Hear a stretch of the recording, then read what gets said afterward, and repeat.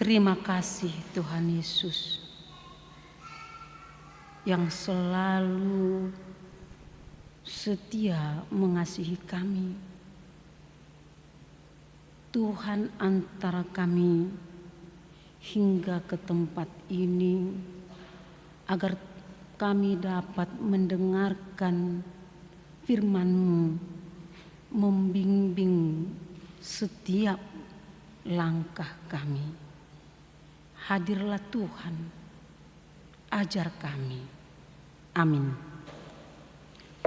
Firman Tuhan nats khotbah bagi kita di Minggu tanggal 27 Oktober hari ini tertulis dalam Ayub 42 ayat 1 hingga ayat ke-6. Mari kita dengarkan agar saya membacanya. Demikian firman Tuhan. Ayub mencabut perkataannya dan menyesalkan diri. Maka jawab Ayub kepada Tuhan, "Aku tahu bahwa Engkau sanggup melakukan segala sesuatu dan tidak ada rencanamu yang gagal. Firman-Mu, siapakah dia yang menyelubungi keputusan tanpa pengetahuan? Itulah sebabnya tanpa pengertian aku telah bercerita tentang hal-hal yang sangat ajaib bagiku dan yang tidak ku ketahui. Firman-Mu, dengarlah, maka akulah yang akan berfirman. Aku akan menanyai Engkau, supaya Engkau memberitahu aku. Hanya dari kata orang saja aku mendengar tentang Engkau, tetapi sekarang mataku sendiri memandang Engkau. Oleh sebab itu aku mencabut perkataanku, dan dengan menyesal aku duduk dalam debu dan abu." Demikian firman Tuhan. Shalom. Selamat hari Minggu. Saudara-saudari yang kekasih, kalau kita mendengar tadi perkataan Ayub di sini mengatakan, "Aku tahu bahwa Engkau sanggup melakukan segala sesuatu." Sanggup melakukan segala sesuatu. Ayub, mungkin kita sudah banyak mengenal Ayub yang tertulis dalam Alkitab kita ini, karena sering diangkat untuk penghiburan kepada orang yang menderita, mungkin ditinggal keluarga yang dikasihi, dan mungkin ya karena ekonomi yang bangkrut atau bersama dengan itu. Kita mengenal Ayub karena penderitaannya. Kita mengenal Ayub dengan kesetiaannya, setia kepada Tuhan. Ayub banyak mengalami penderitaan yang luar biasa. Ayub banyak menjalani hidupnya dengan penuh duka.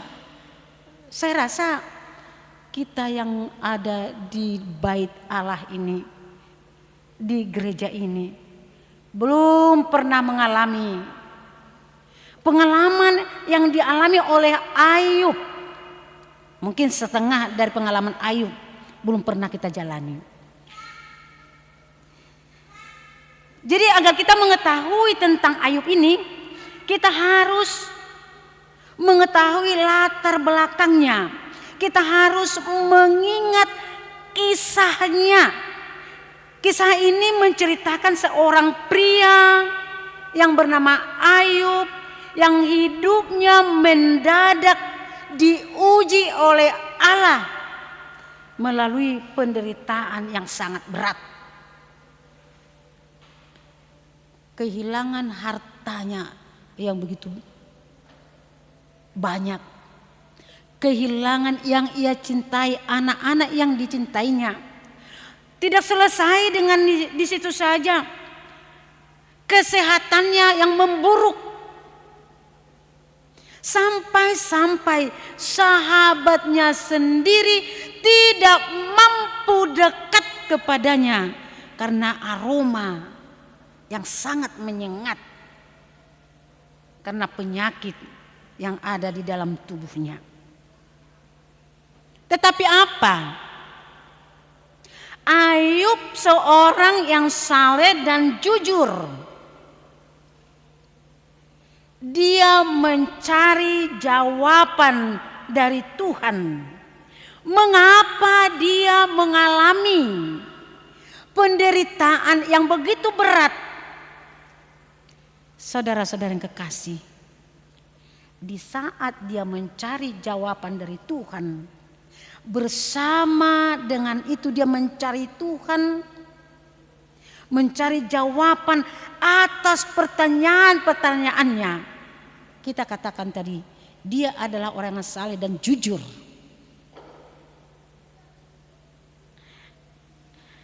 Ayub, kalau kita baca, perhatikan tadi dari ayat 1 sampai ayat 6 nih, bagian dari kisah terakhir, di mana Ayub akhirnya mendengar dan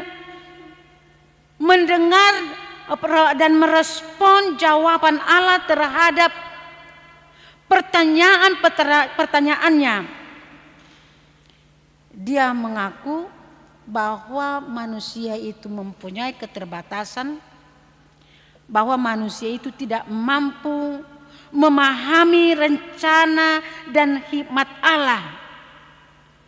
Disinilah kita menemui bahwa Tuhan sanggup melakukan segala sesuatu.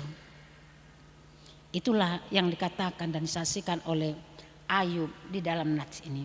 Ayub mengakui kebesaran dan kekuatan Allah. Ayub mengakui bahwa kelemahan manusia. Ayub mengakui bahwa segalanya itu adalah di bawah dari kekuasaan Allah. Setelah Ayub merenungkan pengalaman-pengalaman penderitaan dan mendengar jawaban Allah, manusia harus berserah kepada Tuhan. Manusia harus mengandalkan Tuhan sepenuhnya di dalam dirinya. Itu sebabnya kalau kita tidak mengetahui bagaimana pengalaman Ayub, kita tidak dapat mengerti Ayub 42 ayat 1 sampai ke 6 ini. Jadi kita harus diajak lagi kembali bagaimana sebenarnya dan apa sebenarnya yang dialami oleh Ayub di sini. Pengalaman penderitaan yang sangat mendalam, di mana akhirnya mencapai pemahaman bahwa Allah memiliki kekuatan dan hikmat yang luar biasa. Allah melihat bagaimana Ayub, Allah menginginkan Ayub dan ketabahan Ayub di dalam hidupnya, dan memberikan contoh kepada semua orang yang mengalami penderitaan. Itu sebabnya dikatakan di sini, Allah memiliki kekuatan, Allah maha besar, dan Allah segalanya Kita harus mengandalkan Dia di dalam hidup kita ini. Jadi momen di sini Ayub mencapai tingkat kesadaran. Kesadaran yang mendalam karena kedaulatan dan kebesaran Allah dalam membimbing di dalam kesetiaan Ayub, sehingga Ayub mencapai menerima apa yang diinginkannya dari Tuhan. Dalam menghadapi cobaan hidup, dalam khotbah kita ini mengetahui tanggapan Ayub terhadap jawaban Allah selalu Allah berbicara. Disinilah kita yang perlu. Ayub menyerahkan segala kemelutnya kepada Tuhan. Dia berbicara dengan Allah dan dia berdialog. Bohado nama katai do debata. Jadi di sini kita bisa tanya jawab. Allah berbicara dengan dia bentuk dialog dengan pernyataan yang begitu dalam di dalam diri Ayub. Jadi Ayub mengetahui mengapa Allah membiarkan dia mengalami penderitaan yang begitu besar. Kalau kita mengatakan setengah dari pengalaman Ayub ini pun kita alami, kita sudah banyak bersungut-sungut. Nu ngagodang marungut-ungut. Tidak seberapa yang kita alami, sudah jauh lebih besar sungut-sungut dari apa yang kita perbuat. Itu sebabnya di sini tindakan yang diambil oleh Ayub adalah menunjukkan pengakuannya bahwa Tuhan sanggup melakukan segala sesuatu. Setelah dia mengalami satu persatu pertanyaan-pertanyaan dia dijawab oleh Tuhan. Dia mengaku bahwa semuanya atau Tuhan sanggup melakukan segala sesuatu pada dirinya. Yang pertama bisa kita lihat menyebabkan dia rendah hati. Membuat dia rendah hati. Ayub merendahkan dirinya dan mengakui bahwa dia telah berbicara terlalu banyak. Dia berbicara terlalu banyak dan kurang bijaksana dalam merespons penderitaannya. Dia menyadari bahwa manusia memiliki keterbatasan. Jadi dia saudara mengakui kekurangannya. Dia mengakui bahwa dia banyak berbicara tentang penderitaan yang dialaminya, sehingga dia mengatakan, dia mengakui bahwa dia telah bersalah. Dang boy pagodaku HP hitam makatai molo godang penderitaan nata adupi. Jika kita mengalami banyak penderitaan atau banyak kegagalan, kita tidak bisa banyak berbicara. Ayub mengatakan di sini bahwa dia mengakui kesalahannya karena dia sudah terlalu banyak berbicara tentang penderitaan yang ia alami. Sebaiknya dia mengatakan harusnya manusia itu sekalipun banyak keterbatasannya, dia harus berserah diri kepada Tuhan.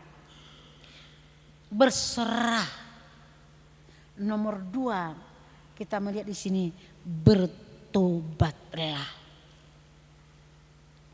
Bertobatlah. Kalau pertama dia mengatakan rendah hati, Dari pengalaman Ayub di sini kita diajak untuk bertobat. Ayub bertobat dari segala perkataannya. Ayub bertobat dari segala perkataannya yang mungkin kurang bijaksana dan tidak pantas. Dan tidak pantas ia ungkapkan. Pernahkah kita menyesali perkataan-perkataan kita yang telah salah di hadapan Tuhan? Apakah karena perkataan tidak dibeli katanya ya? Tidak seperti kauta. Karena kita membeli kauta, kita sering membatasi perkataan, pembicaraan kepada orang agar kauta kita jangan habis. Tapi perkataan sering karena tidak mempunyai kauta, kita asal bicara asbum. Asbum. Inilah yang disesali oleh Ayub mengatakan di sini. Dia bertobat. Bertobat karena apa? Karena dia berbicara dengan kurang bijaksana dan tidak pantas katanya. Tidak pantas sebagai anak Tuhan. Tidak pantas mengungkapkan kata-kata yang tidak benar, yang tidak jelas, yang tidak membangun di hadapan orang. Dia mengetahui bahwa dia telah berbicara terlalu jauh karena meratapi penderitaannya. Dia meragukan Allah tentang penderitaan yang ia alami. Kita tahu Ayub tadi seorang yang jujur, seorang yang saleh, yang sering diungkapkan orang. Jika mengalami penderitaan mengatakan, apa Tuhan kesalahanku? Kenapa Tuhan aku menghadapi seperti ini? Kenapa Tuhan memberikan pengalaman sepahit ini kepadaku? Sering itu kita pertanyakan kepada Tuhan. Padahal perbuatan kita sering jauh dari perkataan yang diinginkan Tuhan. Inilah yang dikatakan oleh Ayub di sini. Dia menyesali, dia bertobat.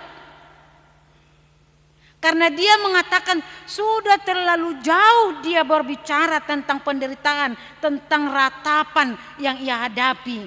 Sehingga dia harus menyesalinya, mengakunya di hadapan Tuhan. Pertama rendah hati, kedua bertobat, yang ketiga memuji kebesaran Tuhan.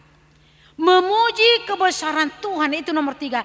Ayub mengakui bahwa Allah memiliki kekuatan dan hikmat yang tak terbatas. Tadi dia mengatakan, Tuhan, mengapa Tuhan membiarkan aku di dalam penderitaanku ini? Tetapi di sini sekarang dia memuji Allah karena kekuatan dan hikmat yang tidak terbatas dari Tuhan. Dia berkata, Tuhan sanggup melakukan segala sesuatu. Tuhan sanggup melakukan segala sesuatu. Itu yang kita baca di nats kita di ayat 2. Inilah pengakuan bahwa Allah memiliki kuasa untuk melakukan apapun yang dikehendakinya. Tadi sudah kita mendengar, tidak seorang pun yang dapat menyetop apa yang Tuhan inginkan. Dan manusia harus percaya kepada Tuhan. Manusia harus pasrah hanya kepada Tuhan saja. Nomor 4 di sini mengakui keterbatasan manusia. Apapun kekuatan apapun saudara-saudara yang kita miliki hari ini, kepandaian apapun yang kita miliki hari ini, itu adalah terbatas. Itu adalah terbatas. Seperti pengakuan Ayub di sini mengatakan bahwa manusia mempunyai keterbatasan. Manusia mempunyai keterbatasan dan dia memahami bahwa mungkin manusia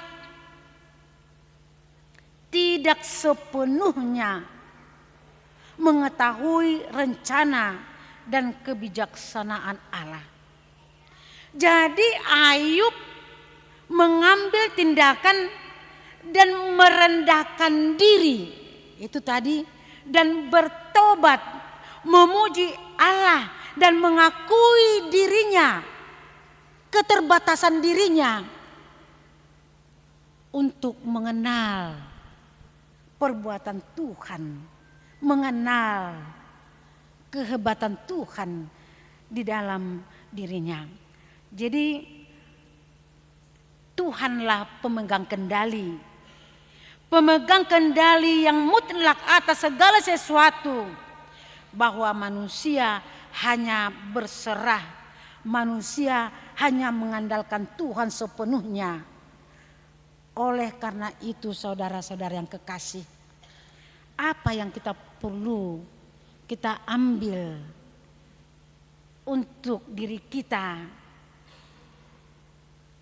setelah kita mendengarkan khotbah ini. Di sini kita mengetahui tadi bahwa kita tidak bisa mengandalkan diri kita. Dangadong sian ngolut tahun si pangasahonut tak. Kalaupun kita menerima ada kehebatan seperti yang diandalkan manusia di dunia ini, sifatnya adalah sementara. Saudara-saudara yang kekasih, yang kita perlu kita lihat di dalam nats ini, yang pertama adalah kepatuhan terhadap Allah. Ayublah sebagai contoh bagi kita, sebagai seorang individu yang tetap taat kepada Allah, bahkan dalam menghadapi cobaan, menghadapi penderitaan yang sangat luar biasa, dia tidak mengutuk Allah atau dia tidak pernah menyalahkan Tuhan di dalam dirinya. Itu sebabnya jika kesempatan diberikan Tuhan kepada kita menikmati kesehatan, menikmati berkat yang diberikan Tuhan kepada kita, jangan tinggi hati. Syukurilah itu. Syukurilah itu di dalam hidupmu. Rendahkan hatimu. Itu yang kita lihat di dalam diri Ayub di sini. Dia adalah seorang yang kaya raya sebelumnya, yang mempunyai banyak harta, tetapi dia adalah orang yang taat, tekun dan setia kepada Tuhan. Sekalipun dia diuji dengan banyak percobaan, sekalipun dia diuji dengan banyak penderitaan, dia tetap setia. Tetap setia. Dikatakan tadi, dia tidak pernah mengutuk Allah dan tidak pernah menyalahkan Tuhan, tetapi dia tetap setia dan patuh. Imannya teguh meskipun kondisi yang begitu sangat sulit di dalam perjalanan hidupnya. Apakah yang kita alami? Apakah yang pernah kita alami di dalam hidup kita ini? Penderitaan apakah yang pernah, kesukaran apakah yang pernah kita hadapi? Apakah kita lari dari hadapan Tuhan? kepatuhan dan kesetiaan seperti Ayub inilah yang ingin kita contoh, yang ingin kita tiru, agar kita tetap setia menunggu apa yang Tuhan berikan kepada kita. Apa ya kelanjutan hidup kita ini, yang pasti kita selalu berharap. Orang yang percaya, orang yang beriman selalu berharap kepada Tuhan memberikan yang terbaik oleh karena kesetiaannya. Kedua, kesadaran atas keterbatasan manusia. Ayub belajar untuk merendahkan diri dan mengakui keterbatasan manusia dalam memahami kebijaksanaan Allah. Saudara-saudara yang kekasih, inilah pelajaran yang sangat penting bagi kita, bahwa sebagai manusia kita tidak pernah sepenuhnya memahami rencana dan maksud Allah yang kadang-kadang melampaui dari kemampuan kita. Memang kita harus mengaku, kadang-kadang kita lemah, kadang-kadang kita mengaku bahwa kita tidak mampu menghadapi penderitaan itu. Tapi di sanalah dituntut ketaatan dan kesetiaan kita. Seperti kehidupan Ayub, itulah mengajarkan untuk kita menerima keterbatasan itu dan berserah kepada Tuhan dan mengharapkan pertolongan Tuhan bagi kita. Yang ketiga, rendah hati dalam menghadapi penderitaan. Rendah hati, Ayub tidak merasa terhakimi seperti sering dikatakan oleh manusia di zaman kita ini. Sering merasakan bahwa saya telah dikutuk Tuhan. Ayub tidak pernah merasa dihakimi oleh Tuhan karena penderitaannya. Tetapi dia merendahkan diri dan dia bertobat. Saudara-saudara yang kekasih, dari awal cerita, kalau kita membaca sejarah daripada Ayub, dia adalah orang yang taat kepada Tuhan, tapi dia mengatakan bahwa dia merendahkan diri dan bertobat. Inilah mengajar kita pentingnya bersikap rendah hati. Pentingnya bersikap rendah hati dalam menghadapi penderitaan. Jadi, jangan sesekali jika kita melihat penderitaan saudara kita, kita menghakimi, mengatakan bahwa dia telah dikutuk Tuhan. Jangan sesekali kita menghakimi orang yang menderita, mengatakan bahwa itu adalah kesalahannya, perbuatannya, balas daripada perbuatannya. Kita tidak tahu.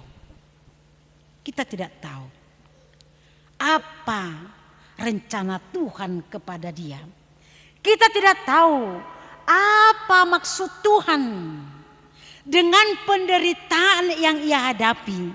Tetapi yang perlu kita ketahui, seperti Ayub di sini merendahkan hatinya dan bertobat.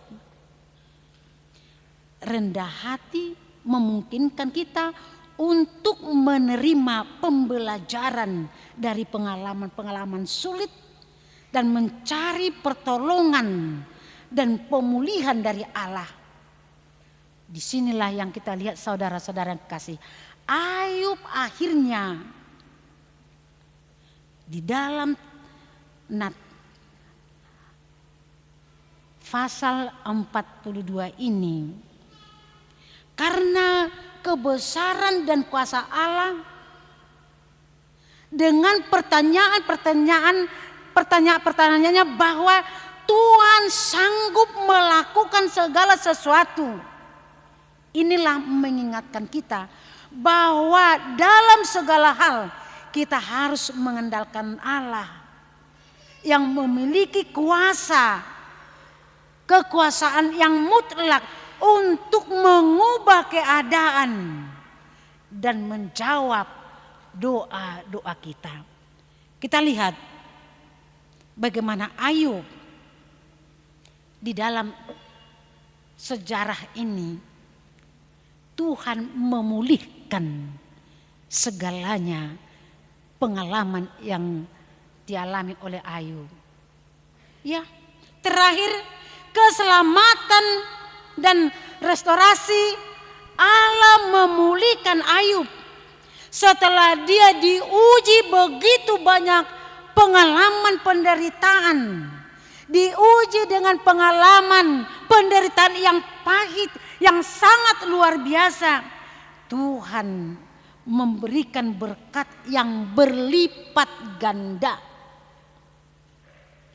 Berlipat ganda dibandingkan sebelumnya. Dikatakan 2 kali lipat dari harta semulanya Tuhan berikan kepadanya. 2 kali lipat. Anak-anaknya yang 6 kian jadi 12. Dan ternaknya yang berapa ratus kian 2 kali lipat menjadi beribu. Inilah mengingatkan kita bahwa Allah yang penuh kasih, Allah yang penuh adil, yang mampu memulihkan dan memberikan keselamatan kepada mereka yang telah setia kepadanya. Apakah saudara-saudari, setelah kita mengetahui tentang Ayub ini, ada lagi kita bersungut-sungut tentang berkat yang Tuhan berikan kepada kita yang terlalu sedikit? Apakah kita selalu menuntut kepada Allah untuk Tuhan, agar Tuhan memberikan berkat-Nya berlipat ganda kepada kita? Hari Minggu kita pesta Gotilon. Bagaimanakah pemberian kita di pesta Gotilon ini? Ada banyak, karena dia masih naposo. Yang memberikan pesta Gotilon itu adalah keluarga. Apakah naposo juga tidak ikut andil menerima berkat? Tanyakan pada dirimu. Apakah hanya keluarga yang menerima berkat? Karena begini saudara-saudara yang kekasih. Karena baru kemarin semalam saya pulang dari perjalanan, kami cerita tentang pesta Gotilon. Ya, pesta Gotilon namanya pesta kita. Memang kalau di kampung kita sana setahun panen, itu sebabnya pesta Gotilon. Panen itu, hasil panen itu yang diberikan pada waktu pesta Gotilon itu. Bagaimana kita? Bagaimana pemberian kita? Jika kita kumpulkan, ada yang panen sekali sehari, setiap hari, ada yang panen setiap minggu, ada yang panen setiap bulan, iya kan? Bagaimana hati kita memberikan hasil sekali pesta dari yang kita terima setiap hari, setiap minggu, setiap bulannya untuk Tuhan? Apakah itu hanya ya semenit saja, udahlah, itulah dulu yang saya kasih? Apakah begitu? Apakah terbuka hati kita? Kalau di sini kita lihat berkat yang berlimpah ganda Tuhan berikan kembali kepada Ayub di sini. hasil dari kesetiaannya, hasil dari ketaatannya. Setelah dia banyak menjalani kesulitan demi kesulitan dalam hidupnya, dia bersyukur kepada Tuhan. Mungkin kita yang berkumpul di dalam gereja ini sedang mengalami kepahitan. Mungkin adik-adik kami yang sekolah SLTA atau mahasiswa menghadapi dosen atau guru. Mungkin saudara-saudara yang mencari di dalam pekerjaan yang sangat sulit, kamu diuji, kesetiaanmu diuji. Atau kamu, saudara-saudara kami, ibu bapak kami sedang bekerja di dalam pekerjaanmu. Mungkin Anda diuji di dalam kesetiaanmu. Dari bos, dari saudara-saudara, teman sekerja, kamu diuji. Imanmu diuji, kesetiaanmu diuji. Jadi berikanlah kesetiaan yang benar, bahwa kamu itu adalah anak Tuhan, bahwa itu adalah pilihan Tuhan di instansi kita atau di sekolah kita atau dimanapun kita berada. Kamu diuji, imanmu diuji. Bisakah kita menunjukkan kita anak Tuhan? Tadi di sini katakan bahwa kita adalah orang yang rendah hati. Kita adalah orang yang bertaubat atau orang yang mengenal keterbatasan, ataukah orang yang telah mengetahui bagaimana kebesaran Tuhan. Tentu kita diuji di sini. Kita harus mampu menunjukkan itu, diperhadapkan dengan iman ya Ayub di sini, menunjukkan di dalam diri kita, di dalam dalam perjalanan hidup kita dituntut agar kita memperlihatkan iman kebenaran di dalam Tuhan. Jadi jangan hakimi Tuhanmu jika menghadapi kesulitan-kesulitan, tetapi kita tunduk sepenuhnya mengandalkan Tuhan di dalam hidup kita. Dan kita berharap Tuhan pasti menjawab doa-doa kita. Tuhan pasti menjawab segala permohonan kita.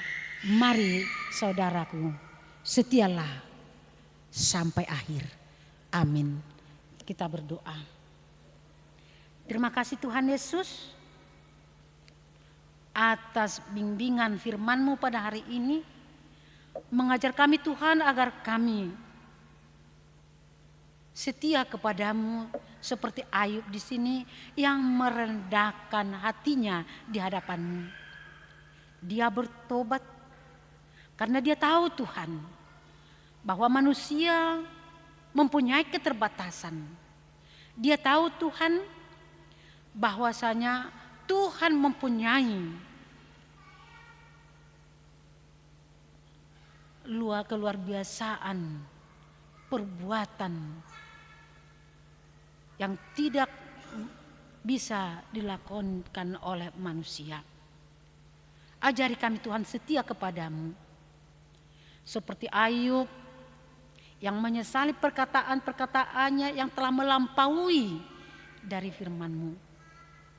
Agar kami juga Tuhan menjaga bibir kami untuk mengatakan hal-hal yang tidak Tuhan kehendaki. Agar kami selalu Tuhan mengandalkan dan mengatakan hal yang Tuhan inginkan. Agar kami patut, apa yang kami katakan adalah perkataan yang membangun iman, yang membangun kepercayaan. Terima kasih Tuhan Yesus mengingatkan kami hari ini agar kami setia sampai akhir. Terimalah doa permohonan kami, Tuhan. Amin.